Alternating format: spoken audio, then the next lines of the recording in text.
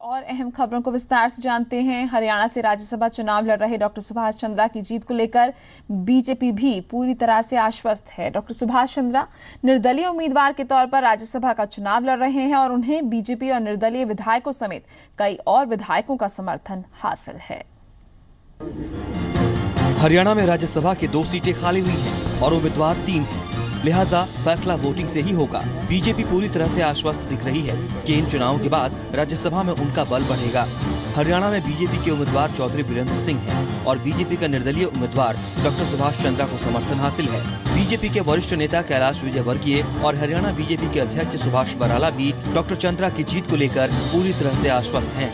उनके मुताबिक डॉक्टर चंद्रा के राज्यसभा में जाने से हरियाणा का पक्ष मजबूत होगा और देश और प्रदेश की भलाई के लिए बीजेपी और निर्दलियों के अलावा दूसरी पार्टियों के विधायकों को भी डॉक्टर चंद्रा का समर्थन करना चाहिए।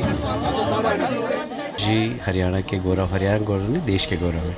यदि हरियाणा से वो प्रतिनिधित्व करते हैं तो निश्चित रूप से हरियाणा का सम्मान ही बढ़ेगा और हरियाणा के विकास के लिए वो काम भी करेंगे। तो हरियाणा का विकास चाहते हैं, जो चाहते हैं कि प्रधानमंत्री जी का हाथ मजबूत हो, किसी भी दल का व्यक्ति हो, वो सब सपोर्ट करेगा। तो कि वो लोग जो हरियाणा का विकास चाहते हैं, चाहे किसी भी दल के हों, उन्हें सुभाष जी को समर्थन करना चाहिए। सुभाष चंद्रा जी जो राज्यसभा के दूसरे उम्मीदवार हैं, भारतीय जनता पार्टी ने जिनको समर्थन दिया है, पहले उम्मीदवार हमारे चौधरी वीरेंद्र सिंह जी हैं और सुभाष चंद्रा जी को क्योंकि भारतीय जनता पार्टी ने समर्थन दिया है, जागरूक विधायक हरियाणा प्रदेश के जो हमारे दल से बाहर के हैं, उनको मैं ये अपील भी करना चाहूँगा कि वो देश के राजनीतिक परिदृश्य को देखते हुए सुभाष चंद्रा जी को मत करें। हरियाणा के कैबिनेट मंत्री रामविलास शर्मा और अनिल विज ने भी डॉक्टर सुभाष चंद्रा की जीत को पक्का बताया।